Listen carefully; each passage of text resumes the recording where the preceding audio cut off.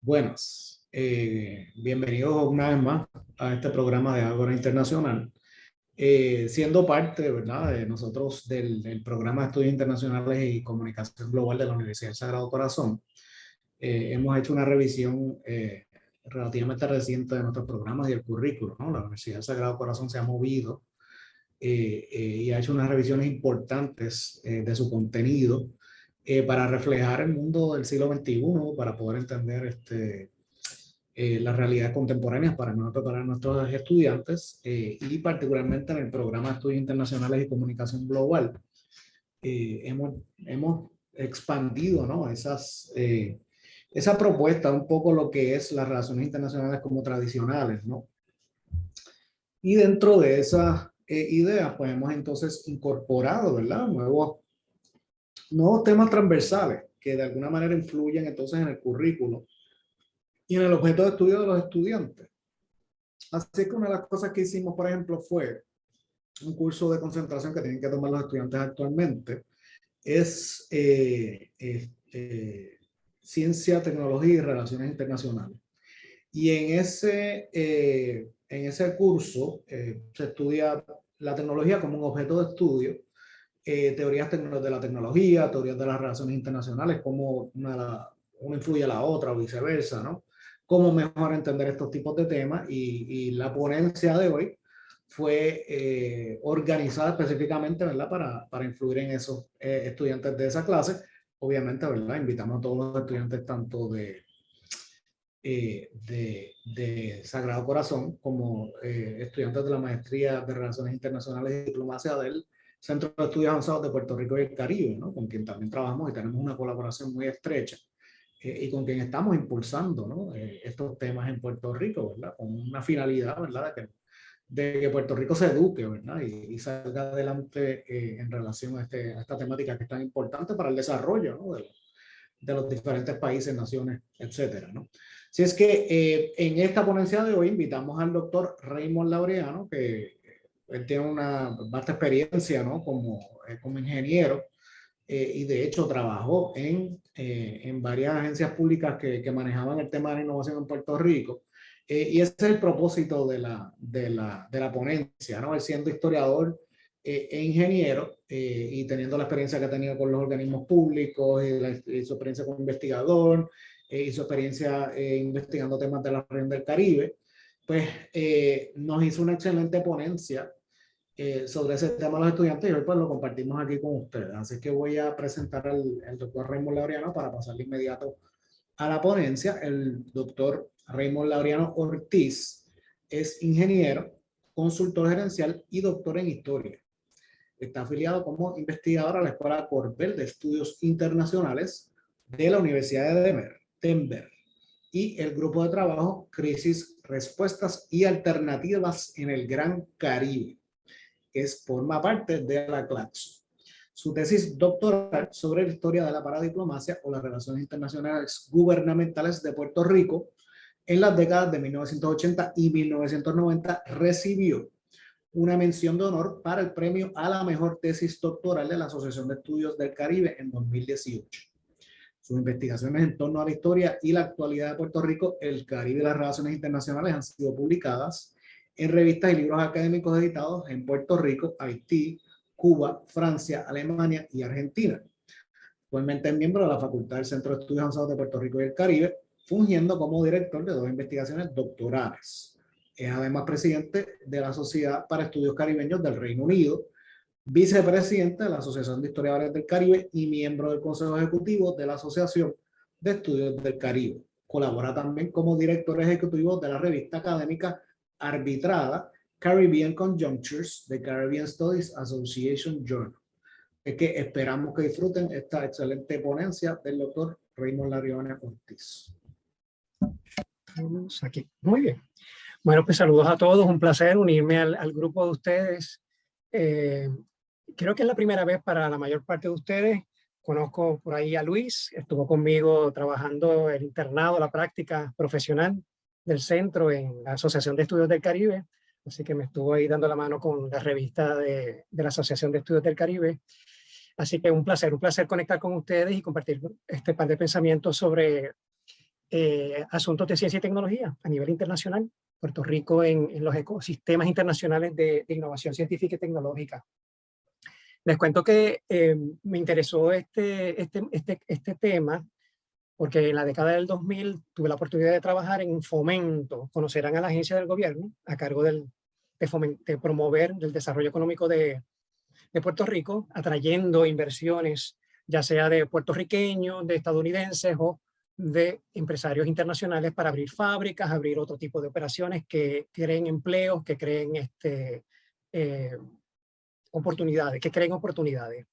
Dentro de Fomento había una oficina que se llamaba la Oficina de Ciencia y Tecnología precisamente. El rol de esa oficina era fomentar el que se hiciera más investigación y desarrollo en Puerto Rico, más innovación científica y tecnológica. Porque la teoría es que cuando se hace más trabajo de investigación, pues uno puede dar con nuevos productos, nuevos servicios que pueden comercializarse, que pueden crear más empresas o que pueden expandir empresas y que pueden crear más empleos. Así que la misión de esa oficina era el que más individuos, más empresas, más universidades hicieran investigación y desarrollo, sobre todo en aquellos campos de la ciencia y tecnología. Y cuando hablamos de ciencia, usualmente hablamos de las ciencias naturales, ¿no? Ciencias naturales, ingeniería y la aplicación de eso, que llamamos tecnología. Cuando yo entré a la oficina de ciencia y tecnología a trabajar, se contrataron también a unos consultores de una firma en Estados Unidos que se llama McKinsey. Y la idea era que junto a ellos estaba un compañero y yo como consultores locales. Íbamos a estar trabajando entonces con ellos para crear un plan para hacer crecer el sector de la tecnología, de la ciencia y la tecnología en Puerto Rico. Particularmente en mi caso era el de las telecomunicaciones y la informática, ¿no? Con empresas en ese sector. Para ello hicimos un grupo de personas del gobierno, de la academia y del sector privado que estaban interesados en darnos su insumo para crear este plan, para desarrollar más ese sector empresarial. Y lo interesante fue que empezamos a visitar a diferentes personas y algunos de ellos nos decían, otra vez ustedes por aquí. Entonces yo me preguntaba, pero ¿por qué ellos dicen eso? Eventualmente me entero que de la misma manera que nosotros estábamos en esa década del 2000 haciendo un plan para desarrollar este sector particular de ciencia y tecnología, de innovación, promover la innovación, bajo la administración anterior, en la década del 90, se había hecho lo mismo. Habían ido con otro grupo de consultores para crear un plan para desarrollar estos sectores empresariales de ciencia y tecnología.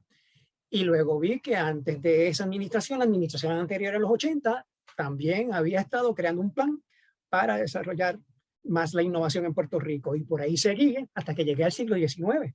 Y eso es lo que quería compartirles en un momento, como una especie de secuencia histórica de ese interés que hemos tenido en el gobierno de Puerto Rico por lo que es la innovación científica y tecnológica como una herramienta para el desarrollo económico. Puedes pasarlo, José Gabriel.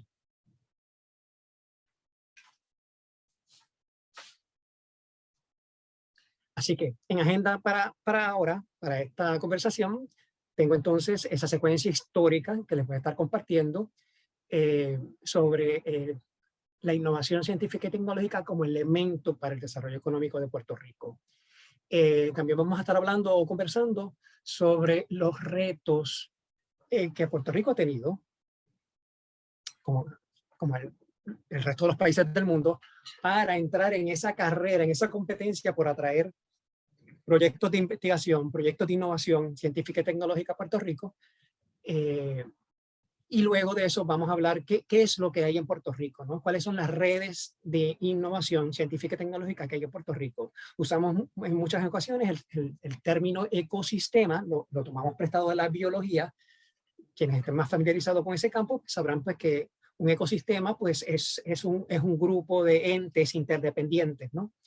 pues eso lo utilizamos en el mundo empresarial y en el mundo de la innovación para describir las dinámicas que idealmente se tienen que dar para que haya más ideas que lleguen a convertirse en fuentes de riqueza, ¿no? O vías de medios de desarrollo, de oportunidades para nosotros. Y como parte de eso, ese ecosistema o esas redes de innovación en Puerto Rico, no solamente vamos a hablar del aspecto empresarial capitalista, sino también unas tendencias interesantes que se están dando últimamente en donde parte de ese mundo capitalista está mostrando interés por cuestiones de justicia social y que de alguna manera pareciera que están ofreciendo una manera de vincular, de enlazar esos dos mundos que en muchas ocasiones nos vemos como extremos diametralmente opuestos, ¿no? de una realidad. José Gabriel, vamos para el próximo.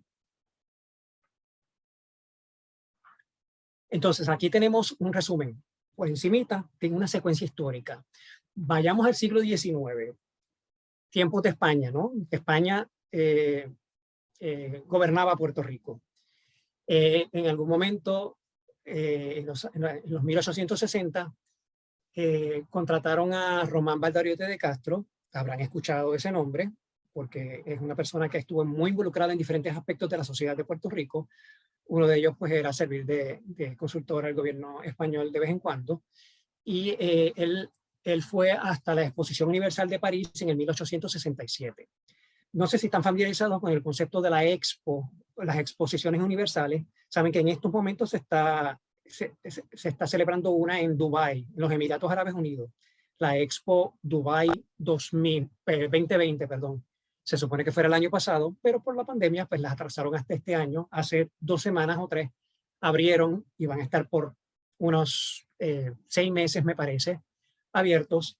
La Exposición Universal usualmente se celebra cada 3 o 4 años en diferentes lugares del mundo y usualmente el país se reserva un área en donde o los otros países del mundo construyen unos pabellones, unos edificios en donde van a estar mostrando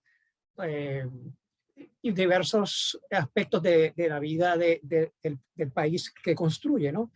Que desde las cuestiones culturales como también todo el ambiente de negocios, porque la idea es de alguna manera promover el que más negocio, más comercio se realice con los diferentes países del mundo y al mismo tiempo pues destacar cuestiones culturales para que otras personas puedan aprender sobre todos estos países.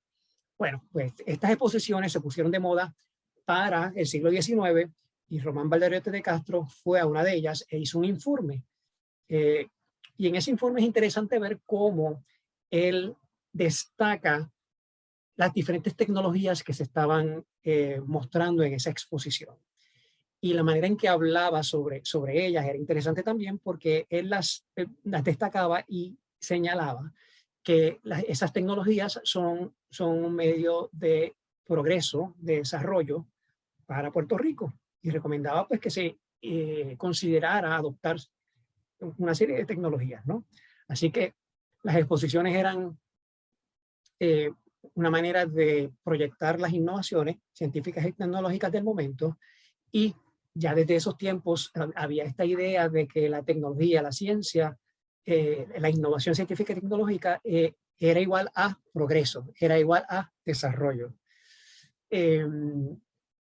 Silvia Álvarez Curvelo, por ejemplo, una profesora investigadora de la Universidad de Puerto Rico, escribió un libro precisamente sobre el afán de modernidad que había en ese siglo XIX y cómo se manifestaba en Puerto Rico. Porque entonces en Puerto Rico también en diferentes pueblos comenzaron a hacer ferias y destacaban precisamente las tecnologías, las nuevas maneras de hacer las cosas, empezando desde la agricultura, ¿no?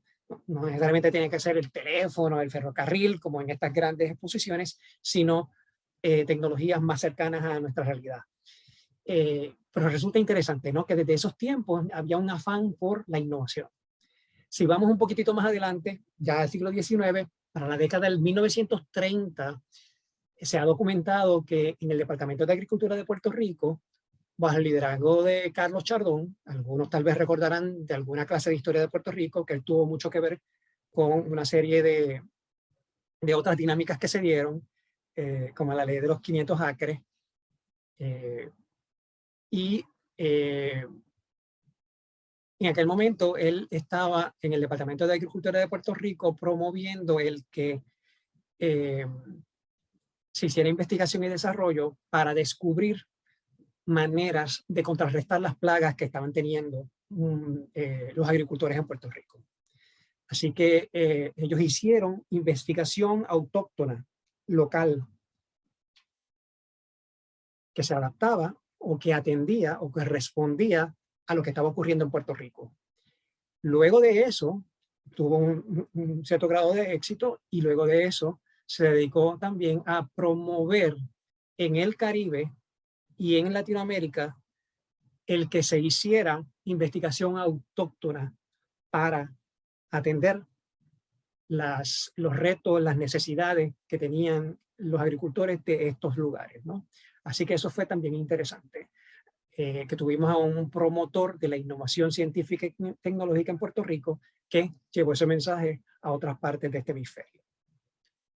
Seguimos más adelante, vamos ahora a los años 40.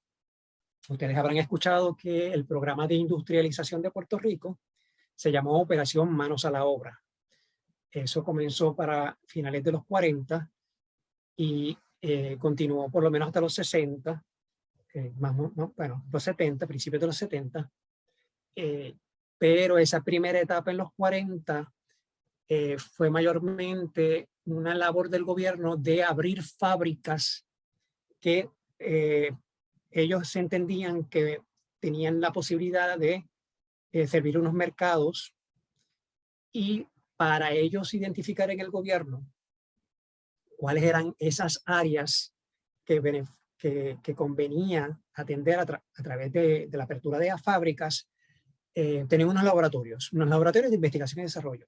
Así que eran laboratorios que buscaban la innovación científica y tecnológica y que dieron pie a la creación de estas fábricas en Puerto Rico en los años 40, fábricas del gobierno, y luego estos laboratorios se dedicaban entonces a buscar oportunidades para los empresarios que se estaban invitando para que abrieran fábricas, porque como saben hubo un cambio de estrategia del gobierno estar abriendo fábricas a el sector privado estar haciendo fábricas.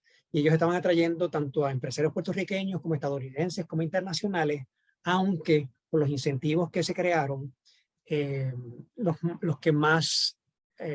incentivos que se crearon en Estados Unidos, que solamente estaban disponibles para las compañías estadounidenses organizadas allá, por eso fue que tuvimos un mayor número de empresas de Estados Unidos versus puertorriqueñas o internacionales. Había unos incentivos en Puerto Rico y esos podían ser aprovechados por los tres tipos de empresas, ¿no? Puertorriqueñas, estadounidenses o internacionales, pero los incentivos adicionales, que en aquel momento se llamaban los 931, sección 931, luego se llamó 936, era para las compañías estadounidenses. Pues estos laboratorios fueron o son manifestación de ese interés por la innovación científica y tecnológica para guiar los esfuerzos del desarrollo económico.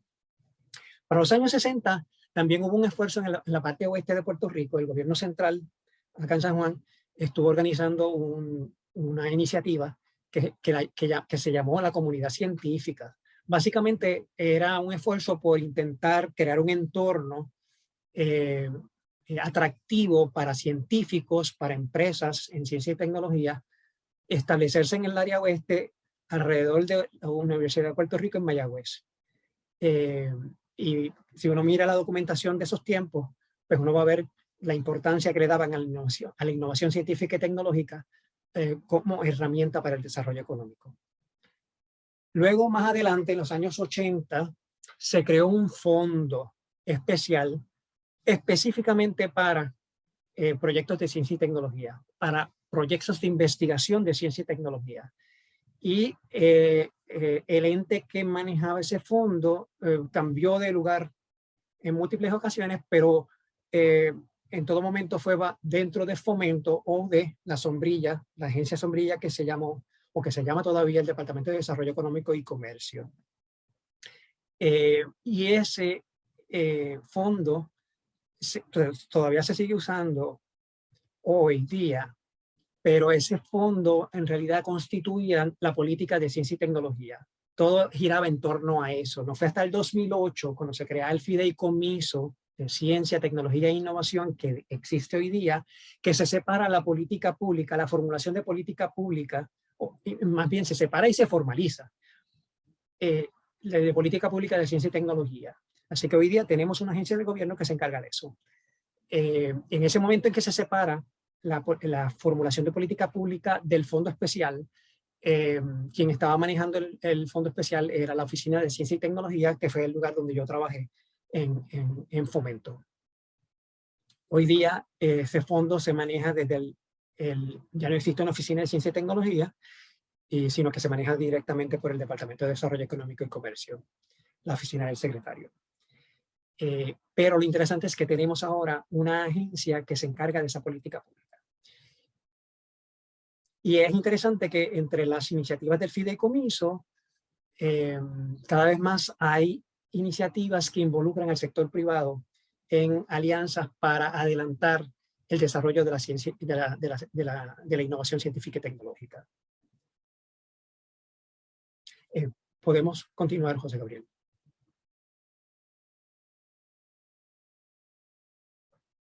Entonces, esa secuencia que acabamos de ver nos muestra de que sí ha habido un interés a través del tiempo en Puerto Rico por adelantar este sector, ¿no? Porque en algún momento estábamos dependiendo de agricultura, luego se añadió la manufactura a todo esto, pero ¿qué ocurre? Según nuestros salarios empiezan a subir, nos convertimos en un destino caro para muchas empresas tener operaciones manufactureras, fábricas. Nosotros tenemos el salario mínimo, ustedes probablemente lo saben, el salario mínimo, que son $7 o $8. ¿Cuánto es en estos momentos? $7.25. Yeah. $7.25. Pues a nosotros, cuando hay una empresa, en este caso una empresa en el exterior, o incluso empresas puertorriqueñas, que se ponen a mirar cuánto cuesta hacer cada cosa en cada lugar, ¿no? Desde que en los años 60 empezó en esta división internacional de la labor, del trabajo, en donde las empresas, especialmente las multinacionales, deciden en dónde van a ubicar. Empezaron a separar los diferentes segmentos de un proceso para fabricar algo, y en cada segmento lo ponen en donde más costo eficiente les resulte. Pues por ahí había una pregunta.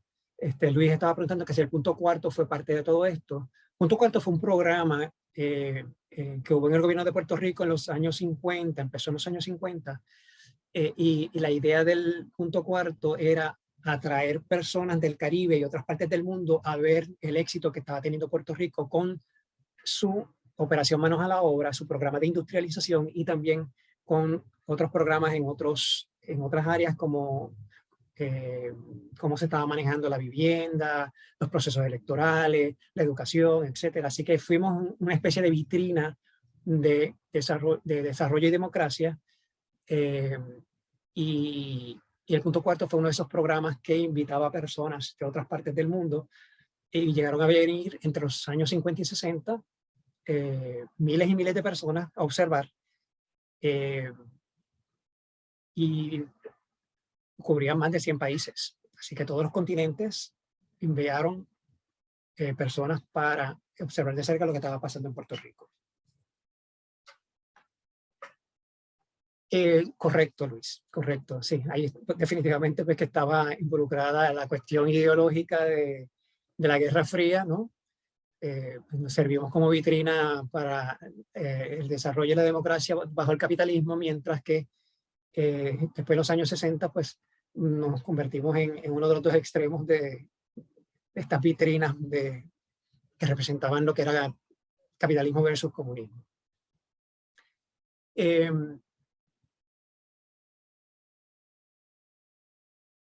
Estaba diciendo que entonces cuando las empresas empezaron a dividir los procesos para manufacturar algo en segmentos y los colocaban en diferentes países dependiendo de cuánto barato era, ahí entonces nosotros empezamos a perder muchas de las fábricas que tenían que ver con mano de obra, que dependían mucho de mano de obra.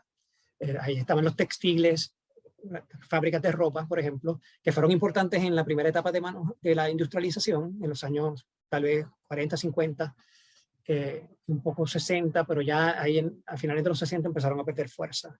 Entonces estabas viendo fábricas que dependían mucho de tecnología, ¿no? de la utilización de equipos que automatizaban partes del proceso. Y tal vez las personas que necesitabas eran personas que tuviesen una preparación particular, más especializada. Y bueno, ahí venían los salarios más altos, pero entonces se perdían oportunidades para otro tipo de recursos, ¿no?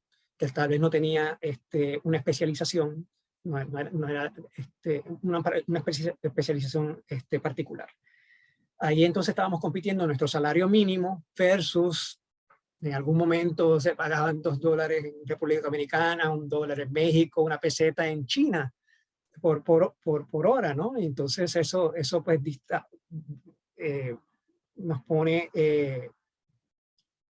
al compararlos con nosotros, con Puerto Rico, pues no nos ponía en buena posición para optar por tener la inversión de esas fábricas para venir a Puerto Rico. Incluso habían fábricas puertorriqueñas que también pues aprovechaban eso y montaban ciertas partes de las operaciones en otros lugares. Así que la preocupación estaba de que no podíamos competir en manufactura, entonces teníamos que competir tal vez en otra cosa, tal vez en más investigación y desarrollo, precisamente para crear nuevos servicios y productos que pudiesen servir a mercados que estuvieran dispuestos a pagar más dinero por esos productos y servicios.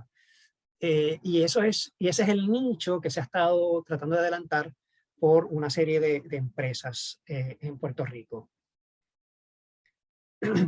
El asunto es que también en ese sector tenemos competencia, uno de los lugares que tienen mano de obra más económica que nosotros, porque lugares como la China y la India pues también ya son líderes en innovación.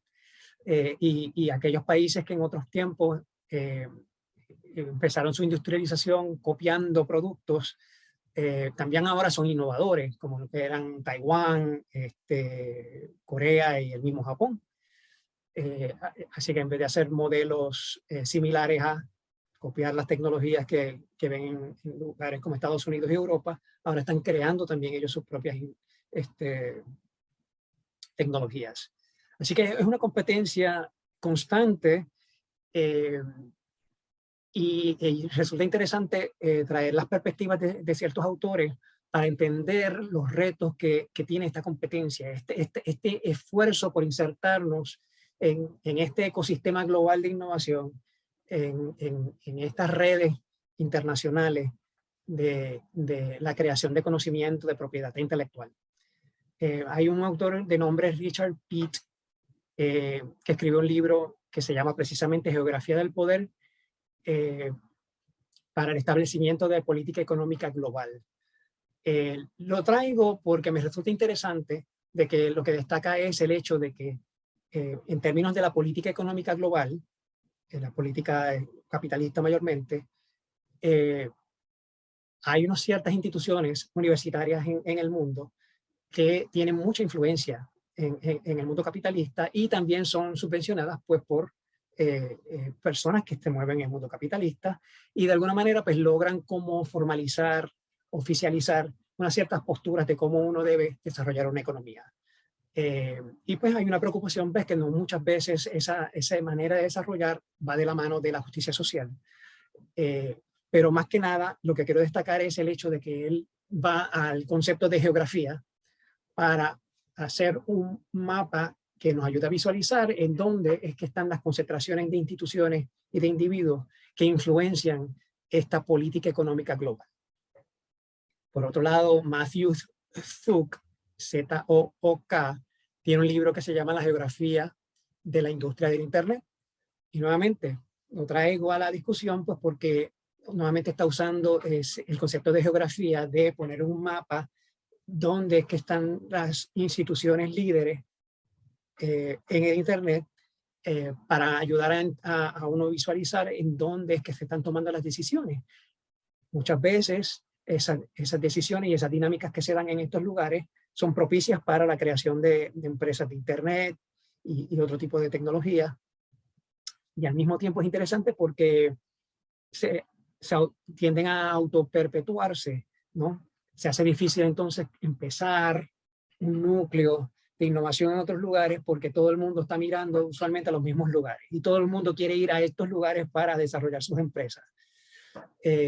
Claro, hay unas cuestiones culturales, unas ciertas dinámicas que hay que trabajar en otros lugares que quieran empezar núcleos de innovación, pero bueno, nuevamente lo que quería destacar aquí es el concepto este de geografía, de uno poner en un mapa los lugares que dominan un cierto sector y que eso pues, nos dé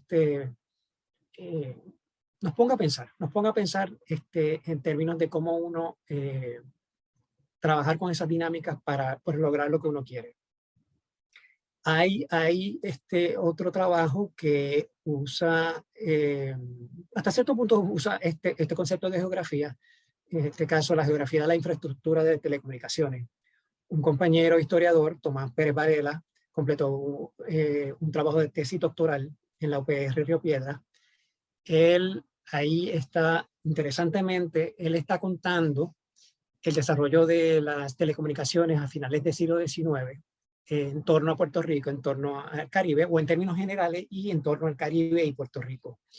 Entonces, él lo que propone es la idea de que Puerto Rico todavía es de interés para Estados Unidos y tal vez otras partes del mundo, porque Puerto Rico está rodeado por una infraestructura sólida de Internet, en términos de cables de telecomunicaciones, cables submarinos de telecomunicaciones. Ahora, que estemos utilizando al máximo ya eso es otra cosa, y el que tengamos nuestros problemas de Internet, tal vez es el reflejo de que no estamos utilizando esa infraestructura que tenemos a nuestro alrededor. Pero me pareció interesante que él pues hace una especie de geografía de las telecomunicaciones y nos posiciona allá en el siglo XIX y también argumenta que aún hoy día, en una conferencia que él dio posteriormente o recientemente, todavía nos posiciona hoy día como que estamos en medio de esta infraestructura de telecomunicaciones poderosa y que por eso somos de interés para Estados Unidos y que tal vez podemos sacarle un mayor partido a ese asunto. Así que, nuevamente, el uso de la geografía para señalar e identificar en dónde están estos centros de poder, y resulta que podemos decir que nosotros estamos en uno de ellos, pero hay que ver cómo accedemos a tener mayor influencia sobre él. A mí me resulta interesante cuando él habló sobre la importancia geográfica que tiene Puerto Rico bajo esa perspectiva, porque como saben, aquellos que hayan tomado probablemente clases de historia de Puerto Rico, siempre se habla que Puerto Rico estaba en un lugar estratégico y por eso es que tenía un rol muy particular dentro del Imperio Español, y también Estados Unidos mostró un interés también en Puerto Rico, ¿no? Y durante las guerras mundiales pues fue un punto estratégico, etcétera. Pero se dice pues que ya Puerto Rico no tiene importancia geográfica porque ya hay otras cosas, ¿no?, que toman mayor preponderancia. Sin embargo, me resultó interesante que él viniera con este argumento. Así que Puerto Rico tiene el reto de insertarse en esta red global de innovación, en este ecosistema global de innovación, en donde ya hay unos núcleos establecidos y probablemente el más que conocemos es el de Silicon Valley, en California, ¿no? Hablan de Silicon Valley, que es una región amplia en el estado de California, que cubre muchas ciudades, y ahí van a encontrar un gran número de las grandes empresas de tecnología que todos conocemos, ¿no? Porque fabrican nuestras computadoras, tienen alguna presencia significativa en el Internet. Así que estamos luchando con llamar la atención en un mundo que le está prestando mucha atención a Silicon Valley. Hay otros núcleos de innovación científica y tecnológica en el mundo, como lo son la Ruta 128 en Boston, que está cerca de allá de instituciones como MIT y Harvard. Igualmente Tyson's Corner en Virginia, eso es en torno muy cerca a Washington DC, están todos los contratistas del gobierno federal en tecnología. Sofía Antípolis es un centro de tecnología, un parque industrial de empresas de tecnología en el sur de Francia, que sirve toda Europa. E igualmente en la India resulta interesante que Bangalore y Hyderabad son dos de las primeras ciudades que se desarrollaron muchísimo en el campo de la tecnología en la India. La India es un titán, es un gigante en el mundo de la tecnología. Y bueno, está compitiendo Puerto Rico con otros países que tradicionalmente se han destacado por la innovación, como Estados Unidos continentales, Alemania, Reino Unido, Japón, Corea del Sur y Taiwán, que originalmente se veían como imitadores, ahora son innovadores, lugares emergentes como la India y la China, y particularmente de interés para Puerto Rico son Singapur e Irlanda. No sé si saben que Puerto Rico es uno de los líderes en industria farmacéutica y de biotecnología en el mundo. Tiene una de las más grandes concentraciones de fábricas de productos farmacéuticos y dispositivos médicos. Y cuando una empresa va a abrir una nueva fábrica de ese sector, de farmacéuticas y dispositivos médicos, pues mira el mundo entero para ver dónde la van a abrir, le cuesta menos o es más costo efectivo y dónde tiene los recursos para esa fábrica. Y usualmente los tres finalistas usualmente son Puerto Rico, Singapur e Irlanda, porque precisamente tienen grandes concentraciones de farmacéuticas. Y dependiendo de pues, los incentivos que se ofrezcan, contributivos y de otro tipo, y de los recursos que hayan disponibles en términos de científicos, pues toman la decisión final de abrir una nueva fábrica de esta medicina o de este dispositivo médico. Entonces siempre estamos pendientes de ello y de lo que ellos hacen en términos de promover la innovación, para nosotros también de alguna manera hacerlo. Así que hay un reto en términos de entrar en este ecosistema, porque ya hay una competencia grande. Hay otro reto también en términos de que existen en el mundo unas métricas, unos numeritos que se publican con cierta frecuencia que indican cuánta innovación hay en un lugar. Muchas veces las métricas utilizadas tienen que ver con la propiedad intelectual que se genera en un lugar. Y saben que la propiedad intelectual incluye lo que llamamos patentes, secretos de negocios y una serie de otros tipos de propiedad intelectual. Y eso pues son unas gestiones que uno hace pues, con la agencia pertinente allá en Washington. Pero el gran reto con el asunto es que mucha innovación que se hace en Puerto Rico se hace en las multinacionales, en las empresas extranjeras o estadounidenses que tienen operaciones en Puerto Rico. El personal que hace la innovación es puertorriqueño, lo hace la fábrica o la operación de Puerto Rico, pero usualmente las compañías tienen la tendencia de atribuirle la propiedad intelectual a la oficina central de propiedad intelectual, donde quiera que quede. Les puedo mencionar un caso particular que vi de cerca cuando trabajaba en Fomento, y era el de Hewlett Packard. No sé si sabían que Hewlett Packard tiene operaciones en Aguadilla, enormes. Ellos crean los cartuchos de las impresoras y crean una serie de otras tecnologías para Hewlett Packard a nivel mundial. En algún momento el gobierno de Puerto Rico le dio un incentivo de 40 millones a Hewlett Packard para que Hewlett Packard atrayera proyectos de investigación y desarrollo de otras partes de la empresa a Puerto Rico. Y que de esa manera aquí se generara la propiedad intelectual. Y así se crearon más de 700, en algún momento se habían creado más de 700 patentes, secretos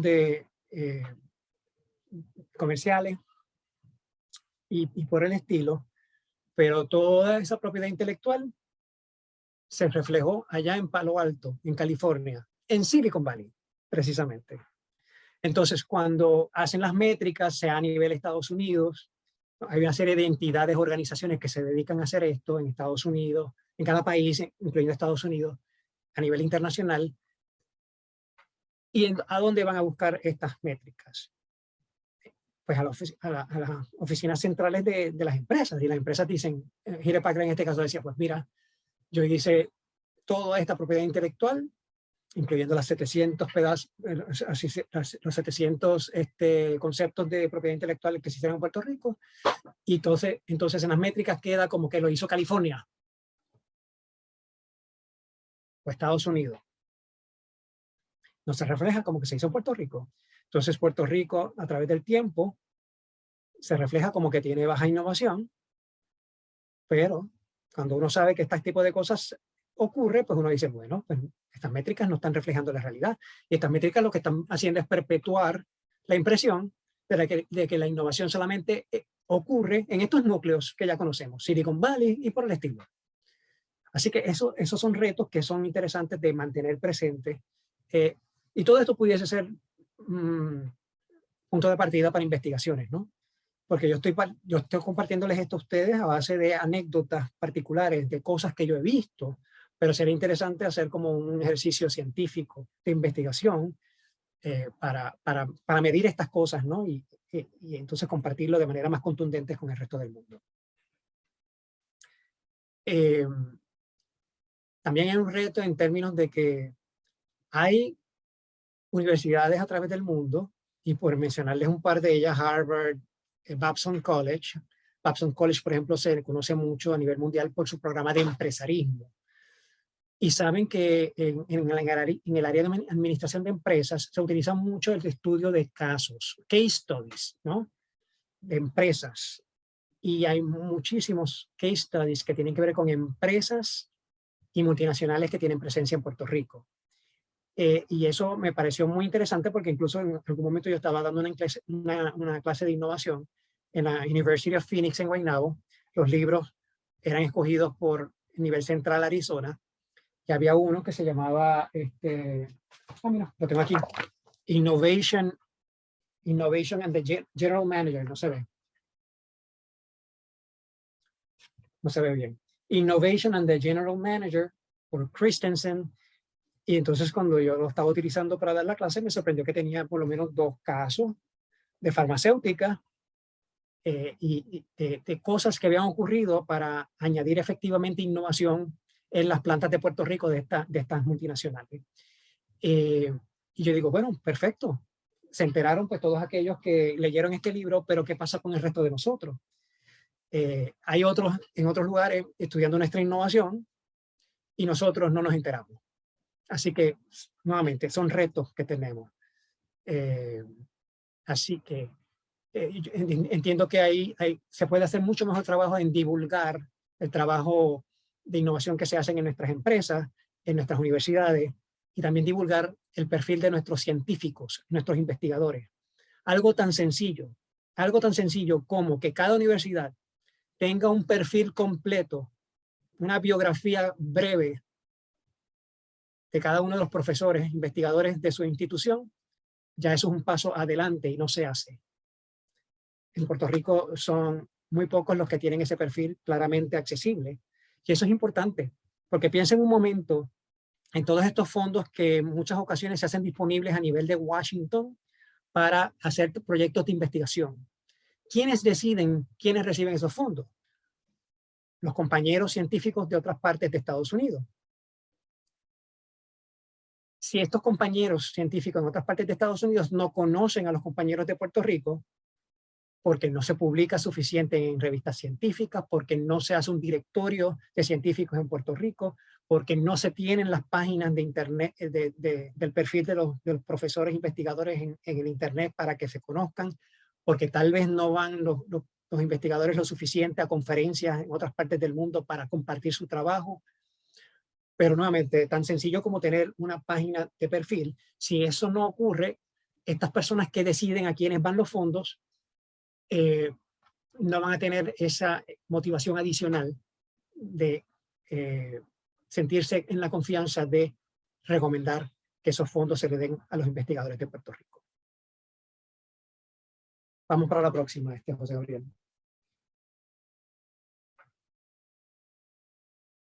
Entonces, ¿qué es lo que tenemos en estos momentos? En estos momentos Cierto. Ahí falta un punto que le añadí al principio. Ciencia Puerto Rico. ¿Quién conoce este grupo que se llama Ciencia Puerto Rico, Ciencia PR, que tiene una página de internet y que incluso publicó un libro hace unos años atrás? Ciencia Puerto Rico. Ciencia Puerto Rico, la página de internet es cienciapr.org. Es una red de científicos de Puerto Rico, tanto en la isla o el archipiélago nuestro, como en la diáspora. Ahí los organizadores de esa página invitan a todo científico, a todo aquel que es investigador en Puerto Rico o puertorriqueño fuera de Puerto Rico, a poner su perfil. Así que ellos están ahí poniendo un grano de arena en invitar a los científicos a darse a conocer, a tener su perfil público, porque eso es un paso adelante hacia conectarse con las redes de innovación globales. Por otro lado, tenemos también esfuerzos del gobierno que ya empiezan a moverse hacia la colaboración con el sector privado. El Fideicomiso de Ciencia, Tecnología e Innovación tiene una iniciativa que se llama Paralelo 18. Paralelo 18 es una incubadora, es un lugar en donde te dan apoyos como empresario para tú echar hacia adelante un negocio que tiene un buen potencial. Ellos tienen unas facilidades en Santurce, al lado del Museo de Arte Contemporáneo, en un piso 6 u 8 de un edificio. Todo este piso está abierto. Ellos hacen una convocatoria cada 6 meses en donde ellos invitan a empresarios que hayan empezado un proyecto, una empresa que esté en sus comienzos, invitan a que sometan una solicitud para entrar en la incubadora para llevar a este negocio a un nivel más alto. Y ellos invitan a los empresarios del mundo entero. Ya ellos han hecho probablemente como 11 o 12 convocatorias. Ellos escogen de todas las solicitudes, unas 25 o 30 empresas. Estos equipos de estas empresas se vienen a Puerto Rico, se mudan a Puerto Rico. Los de Puerto Rico, pues bueno, están aquí. Pero como invitan a empresarios de otras partes del mundo, todas estas personas se mudan a Puerto Rico y crean o desarrollan sus empresas en este espacio común, lo que le llaman colocation, ¿no? Colocación, ¿no? Que tú estás con personas de otras empresas en un mismo espacio, compartiendo espacio. La idea es que comparten inquietudes, ideas para resolver problemas que enfrentan. Reciben también asesoramiento de personas de Puerto Rico, locales, empresarios locales y empresarios de otras partes del mundo que también han tenido cierto éxito.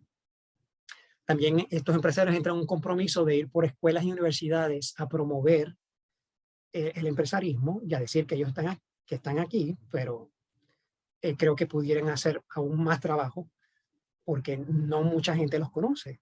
Todavía queda mucha gente por conocer este tipo de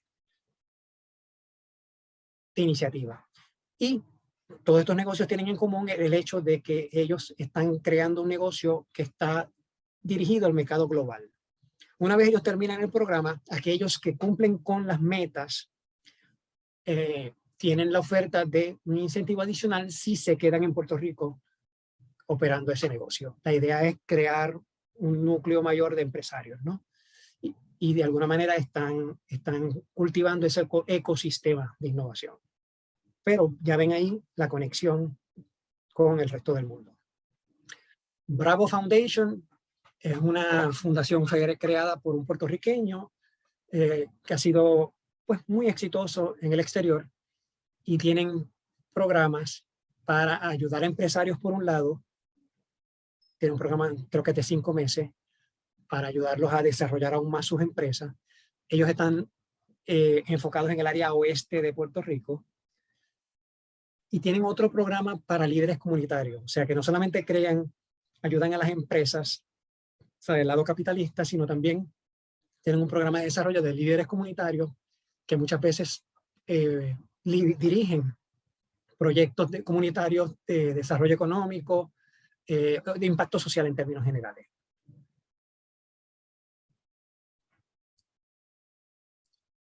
Recientemente debido a la pandemia hubo una serie de fondos que se canalizaron a través del Departamento de la Vivienda Federal en Puerto Rico, el Departamento de la Vivienda de Puerto Rico.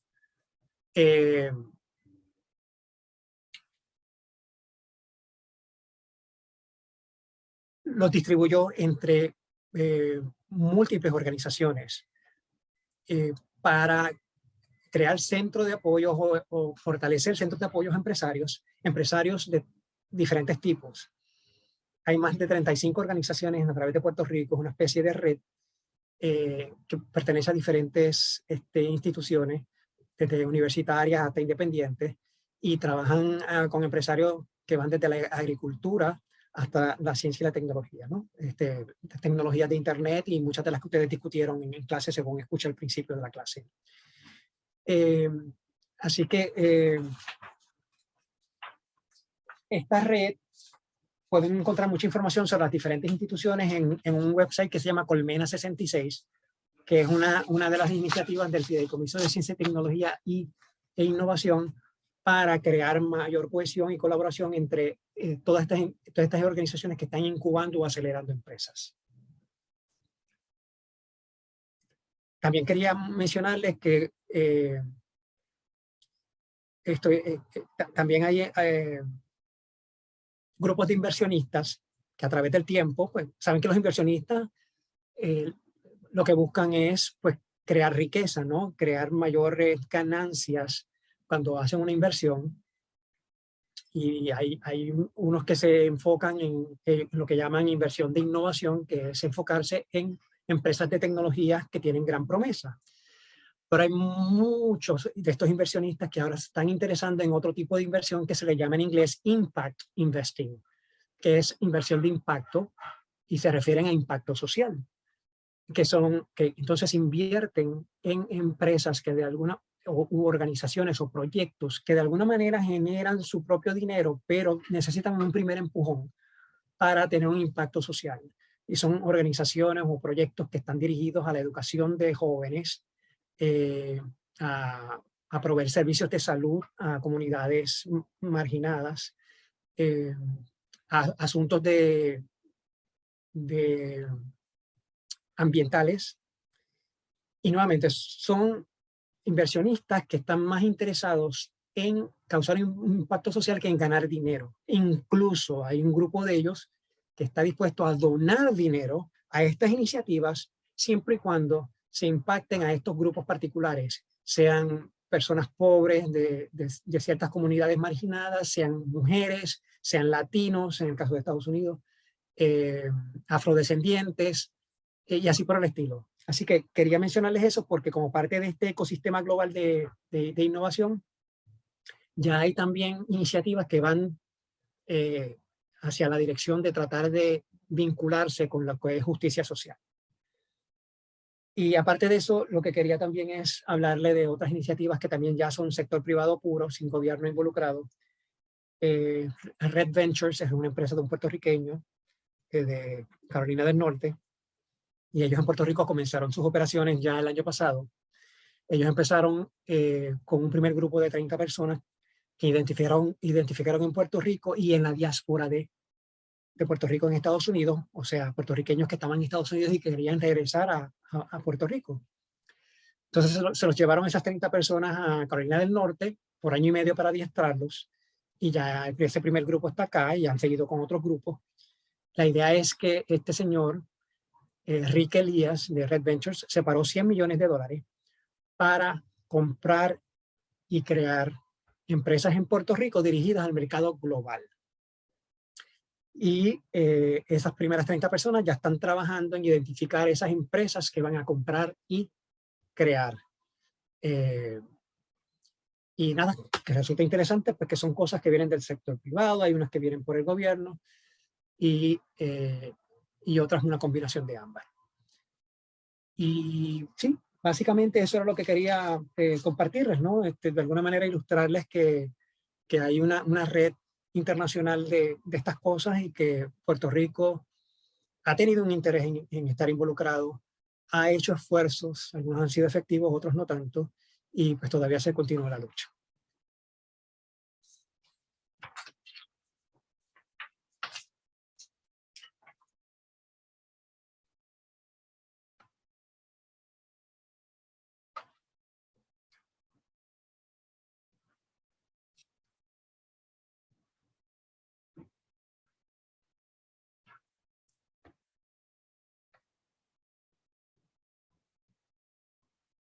Este, José Gabriel, ¿estás por ahí? No me Estás en escuchan. mute. Estás en Hello. mute. ¿Me Ahora sí. escuchan ahora? Ok, está bien. Nada, repito, ¿no? Estaba diciendo que muchas gracias, ¿verdad? Por la presentación, me parece excelente presentación. Yo creo que trae un montón de preguntas que a uno le vienen a la mente, ¿no? Y estoy aquí mirando algunos de los apuntes que hice basado en tu presentación.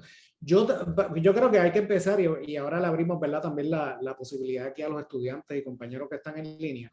Pero yo creo que si fuésemos a preguntarnos, ¿verdad? ¿Cuál es el reto más grande, tú dirías, que tiene Puerto Rico entonces para insertarse o para poder realmente beneficiarse de la innovación tecnológica, ¿no? Basado en la presentación que has dado? ¿Cuál tú crees que es ese reto más grande que tenemos?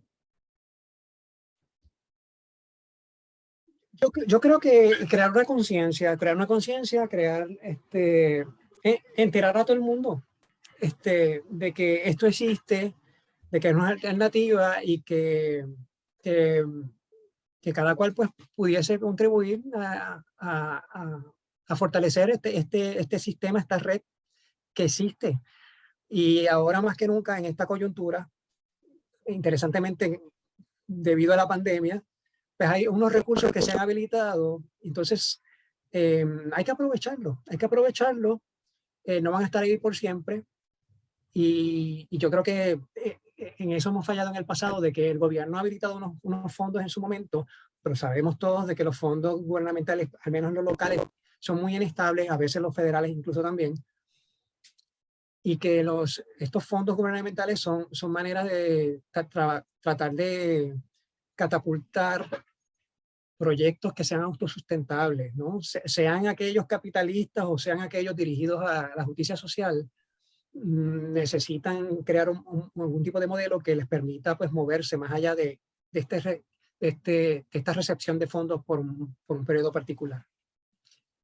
Pero sí, es mayormente, yo creo que es el hacer más cosas como esta, en donde nosotros enteremos a niños, a adolescentes, a jóvenes adultos y al resto de nosotros, de que esto existe y que podemos ser parte de ello.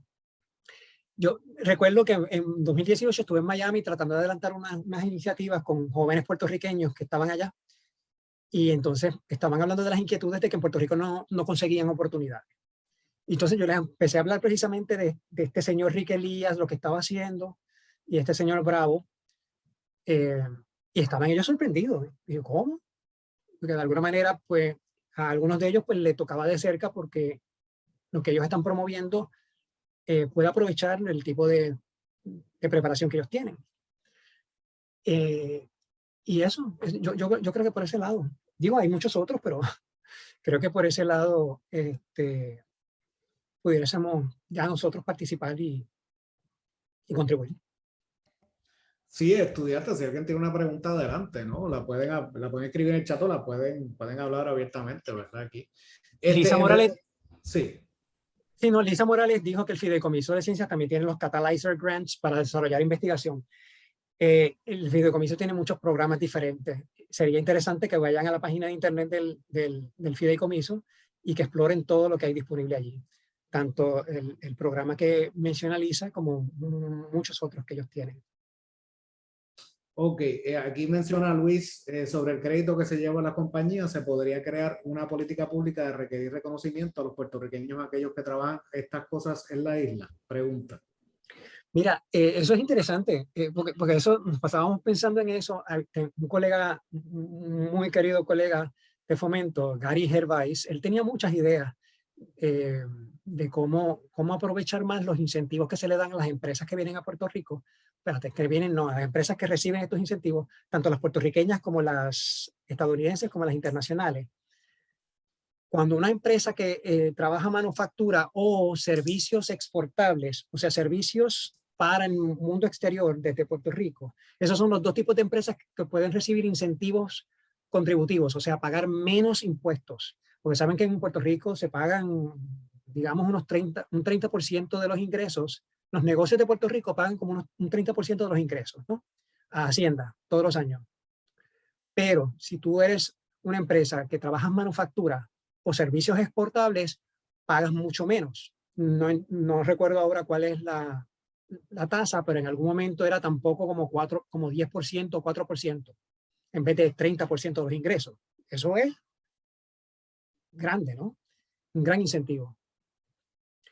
Entonces, para ellos recibir eso, necesitan firmar un acuerdo con el gobierno de Puerto Rico, específicamente con Fomento, en donde ellos dicen, yo voy a crear esta empresa con tantos empleos, voy a invertir tanto en maquinaria y eso. Entonces, a cambio, pues recibían la tasa contributiva menor y a veces recibían hasta dinero para hacer investigación y desarrollo. Pues este amigo Gary Weiss decía que allí había que aprovechar y en ese acuerdo incluir otras cosas que nos beneficiarán a nosotros, como el traer a investigadores especializados en ciertos campos para que dieran clases en las universidades, pagados por estas empresas. Y también estábamos pensando en lo que dice Luis Antonio, buscar el compromiso de que ellos le den crédito o creen el espacio para que le demos crédito a Puerto Rico por la innovación que se hace en las operaciones de Puerto Rico.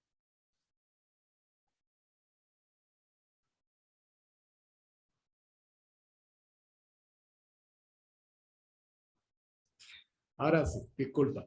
Tu experiencia con la política pública aquí. Al principio de la presentación comentaste que estuviste un tiempo entonces trabajando con, era la oficina ya de ciencia y tecnología todavía, ¿cómo fue esa experiencia que tuviste? A mí me encantó, ha sido mi trabajo de ensueño, por cierto, my dream job. Desde el punto de vista de que entendía yo que tenía una oportunidad de influir lo que pudiese ser política pública. Y esta cuestión de trabajar con academia, gobierno y sector privado, juntarlos y echar hacia adelante un proyecto, eso pues para mí fue extremadamente interesante. Por otro, muchas de las recomendaciones que salieron de ese trabajo conjunto multisectorial no llegaron a convertirse en política pública por cuestiones ajenas a la importancia que tenía esto. Cuestiones político-partidistas, en muchas ocasiones porque estaban ya demasiado pendientes a las elecciones o a otro tipo de cosas. O porque ciertas personas querían presentarlo ante la prensa y a alguien se le escapó antes de tiempo y entonces en otro nivel se le escapó y entonces pues ahí perdimos el apoyo de más arriba porque eran ellos los que querían llevar esto a la prensa. Eso lo digo por aquello de darles ejemplo de cosas totalmente ajenas a todo esto que pueden influir lo que pasa. Por eso me entusiasma mucho lo que en el sector privado están haciendo algunos, como toda esta cuestión de impact investing o inversiones de impacto, que aunque los que nos preocupamos por el mundo capitalista y el hecho de que no se le puede dejar todo al mundo capitalista porque no siempre ellos van a estar pendientes del impacto social, sino en la ganancia personal, pero es interesante que en algunas instancias hay personas que tienen esta convicción de que quieren ayudar tanto que crean unas iniciativas interesantes y aunque sí, ellos son los que están determinando las directrices a seguir, hay algunos que consultan las comunidades, sí, hay otros que toman las decisiones y lo hacen como ellos piensan que es mejor, así que tenemos una especie de dictadores benévolos. Pero que resulta interesante que muchas de estas iniciativas capitalistas son más efectivas o tienen un mayor impacto que iniciativas gubernamentales, porque las gubernamentales no llegan a política pública y algunas llegan a política pública pero no son implementadas.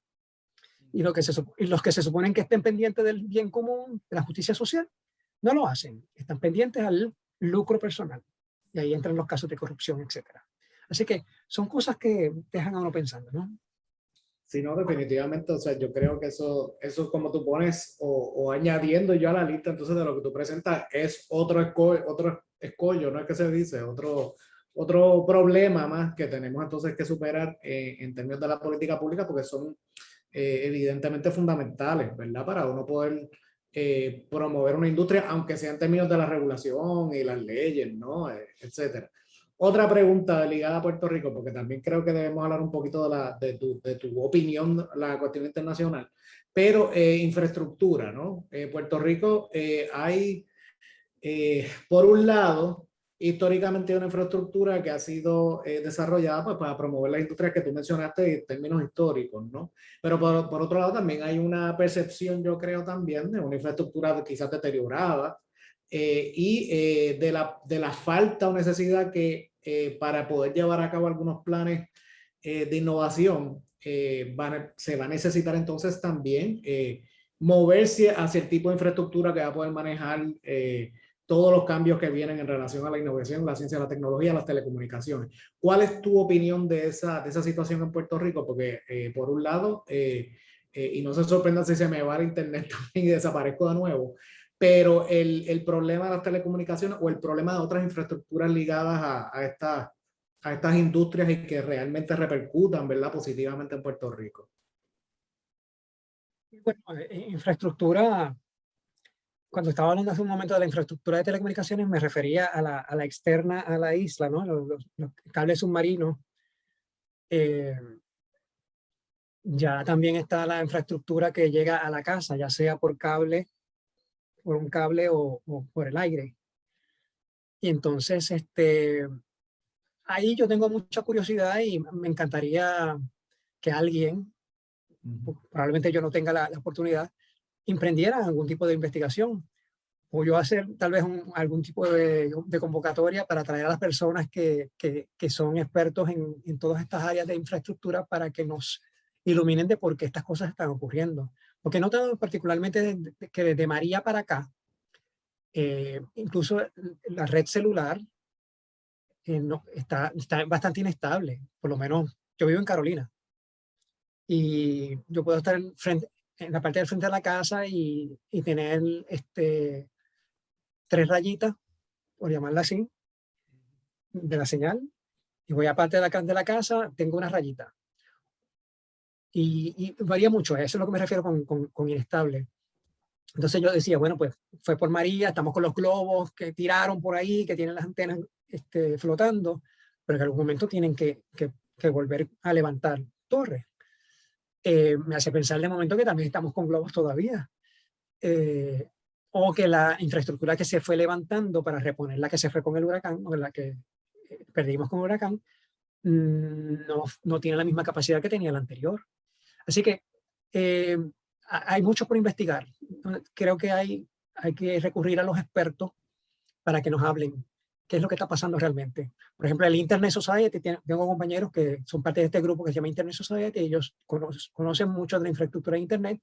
Estoy por involucrarlos en algún tipo de proyecto en donde nos puedan hablar sobre esto, porque ellos estuvieron en algún momento haciendo un mapa de Puerto Rico, estableciendo dónde están las redes de telecomunicaciones y estaban hablando de hacer otro mapa para indicar el estatus actual después del huracán y después de todo este tipo de recuperación.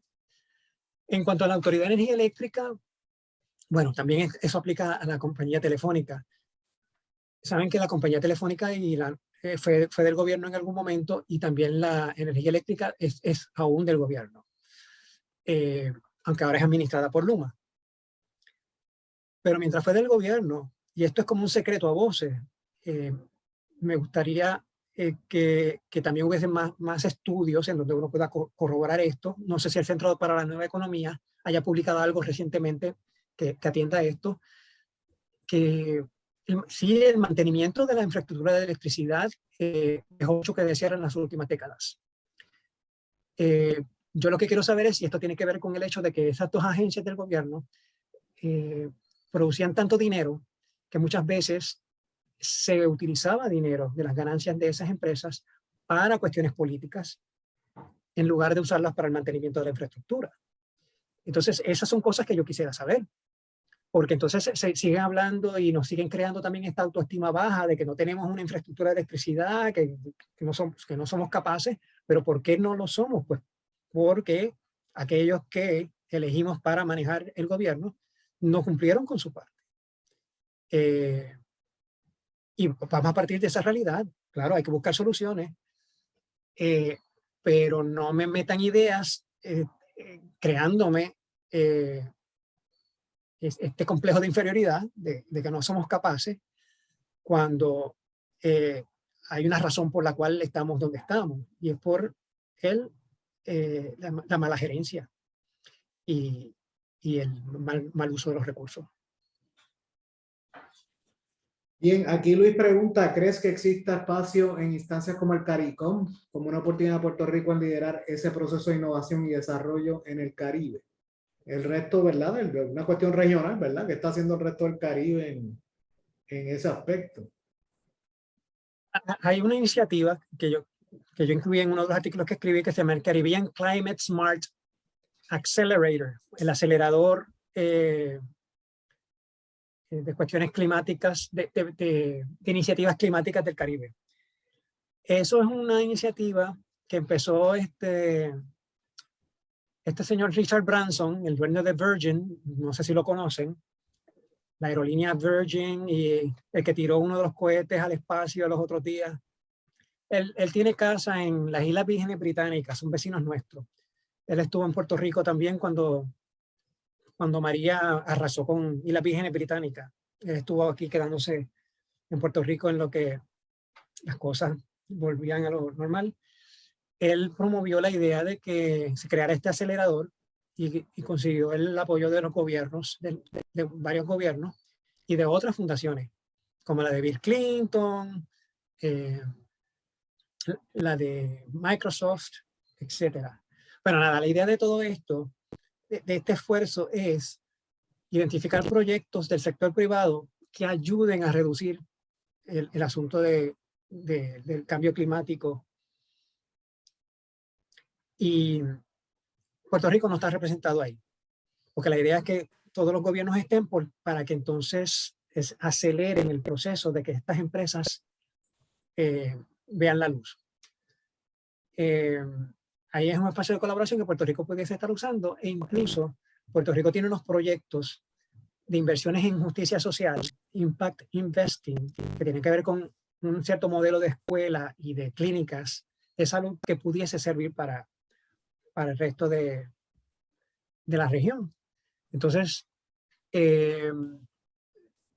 tal vez si el gobierno se involucra, pues pudiese servir de habilitador de que estas iniciativas que vienen del sector privado y las organizaciones sin fines de lucro sirvan de modelo y haya colaboración.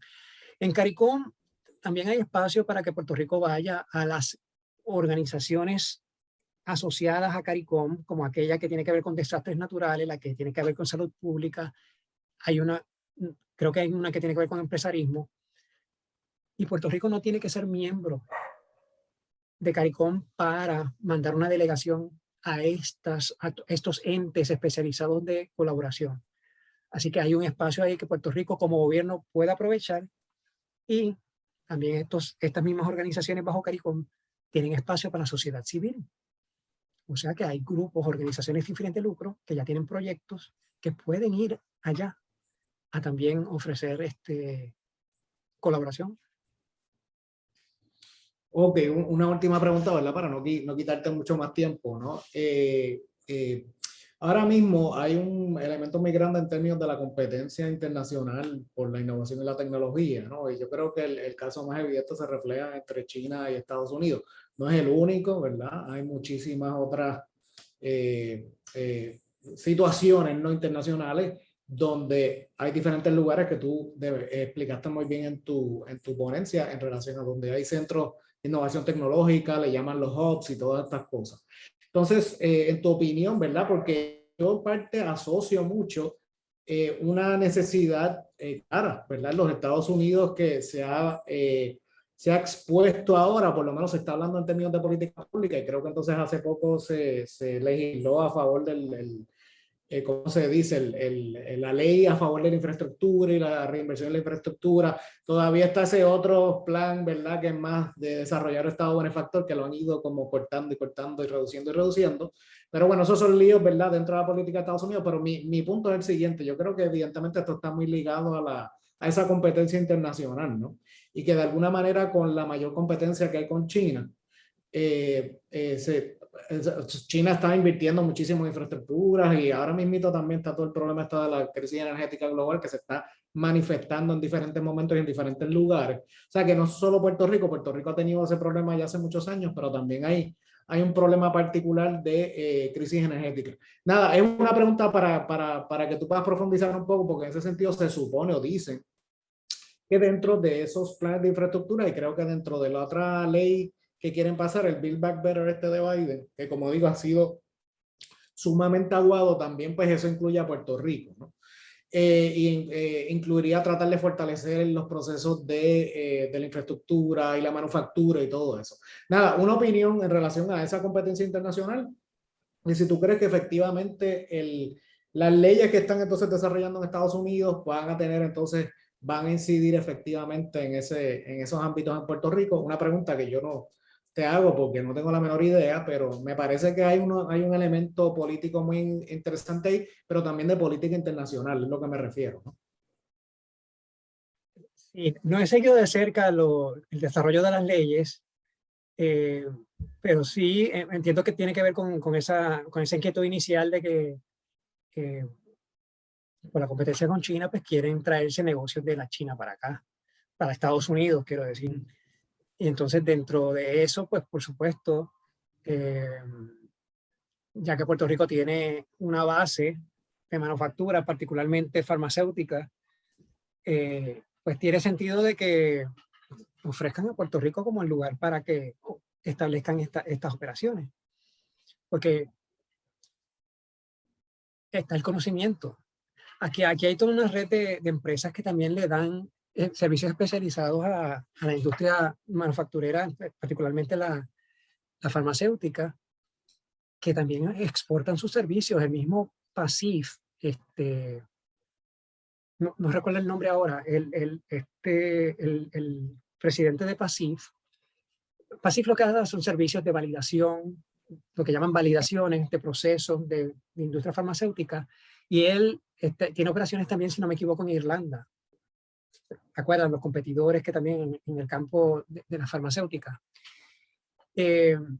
Así que hay toda una red de empresas que crean un ecosistema, si se puede llamar de esa manera, para la industria farmacéutica y de dispositivos médicos. O sea, hace sentido que traigan a Puerto Rico estas empresas. Por supuesto, pues están hablando de tener un sistema de contributivo como el que se tenía antes de 936, pues para beneficiarlas y hacerlo más atractivo, porque pues en la China pues parece que estaban pagando mucho menos por la mano de obra. Así que yo creo que sí, que hay una oportunidad para que Puerto Rico se beneficie en ese sentido, pero hay que mirar la cosa de cerca, mirar la situación de cerca y identificar maneras de aprovechar esa entrada de fondos para desarrollar otras cosas que sean más duraderas, otros enlaces a la economía local que sean más duraderos. Eh, eh, Creación de más empresarios que eventualmente puedan llevar esos negocios de servicio a esta industria a otros lugares, cosas por el estilo. Sí, definitivamente. Hay que ver, no les he seguido y no sé si entre las cosas que han estado debatiendo tiene que ver con los incentivos que le darían a las empresas que estarían estableciendo aquí. En cuanto a la infraestructura de energía, hay una ley que se pasó que establece los procesos para que cualquier individuo, cualquier organización le venda la energía que haga alternativa en sus facilidades o en sus hogares, sea solar o de algún otro tipo. Aquel exceso que no utilices de momento para tu hogar o tu facilidad, pues le vendes eso a la autoridad o obtienes un crédito en tu factura. Y eso se estableció pues con la idea de crear pues también más oportunidades de empresa a la gente en términos generales en Puerto Rico y a las comunidades.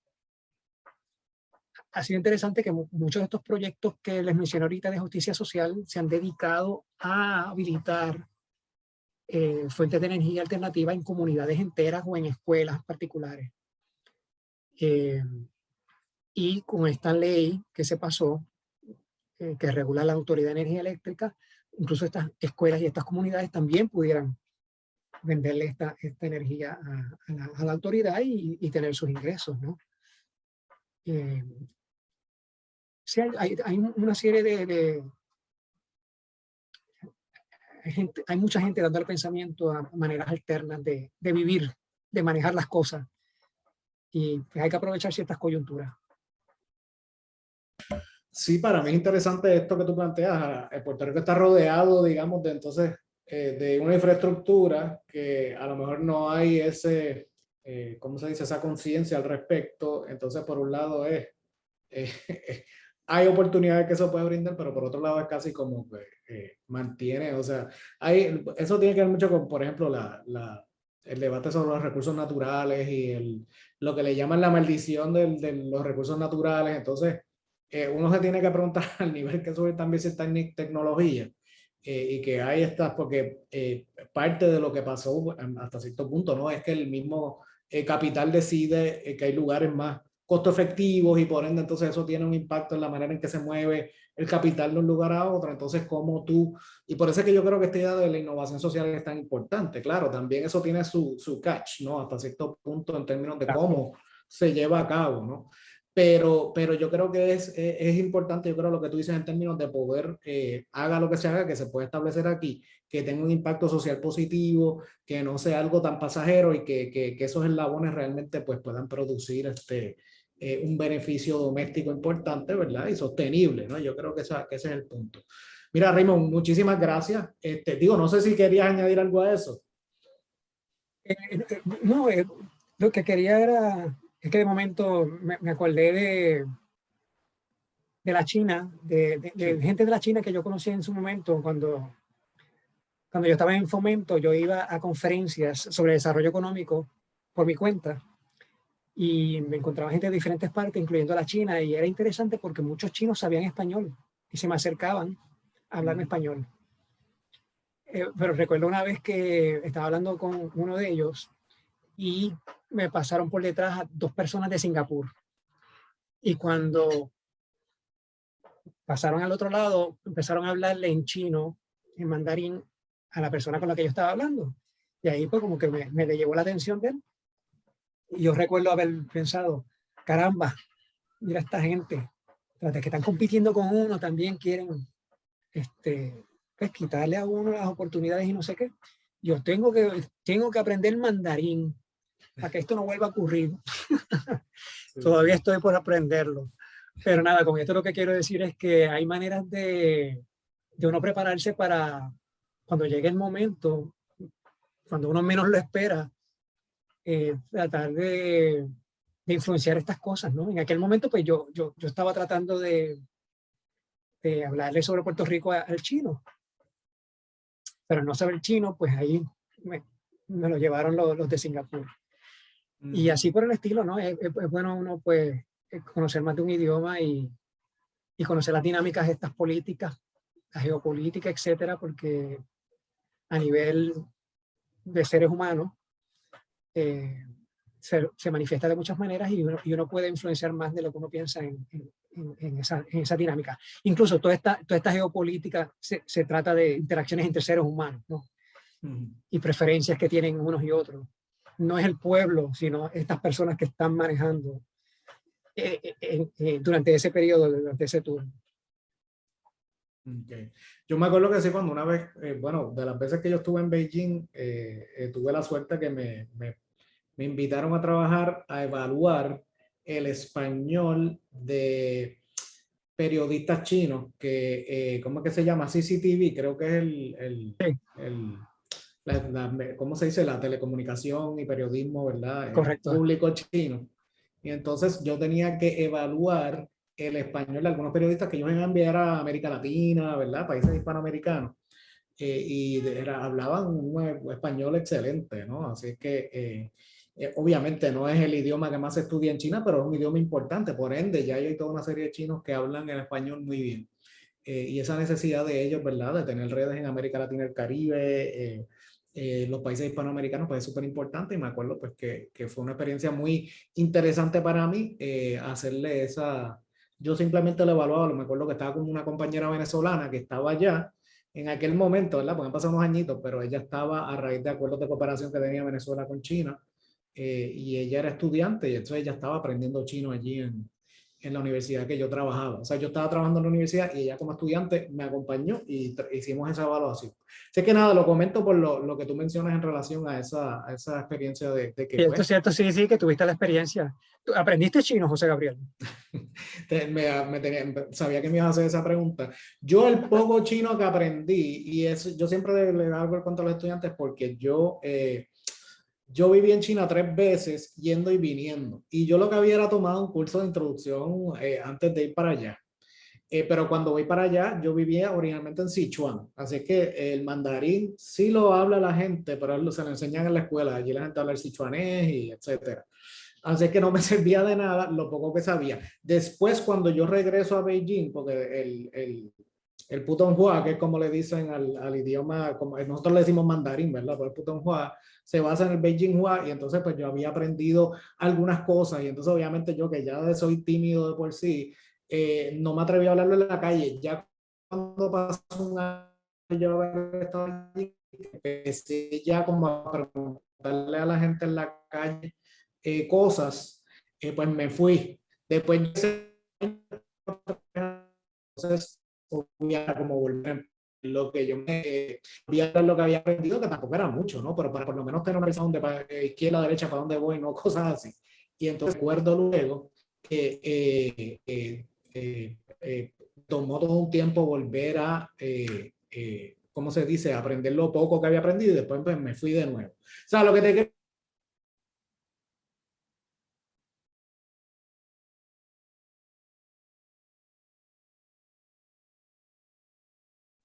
Di, di, disculpen, ¿verdad que me fui? ¿Están ahí todavía para Sí, sí, Raymond? sí, Ok. sí. Nada, para terminar el cuento, la realidad era que yo iba y venía mucho por el trabajo y cada vez que cogía cierta confianza ya me tenía que ir de nuevo y yo no he vuelto a China hace 10 años, o sea que lo poco que aprendí Wow. realmente, pues, ¿sabes? Se me ha olvidado, ¿no? A veces me acuerdo y me pongo a pensar, oye, ¿cómo es que yo decía esto? Pero no era así, tengo estudiantes que se han ido después a China y han estudiado y han aprendido, o sea que hay puertorriqueños que se han preparado ya con el mandarín, etcétera.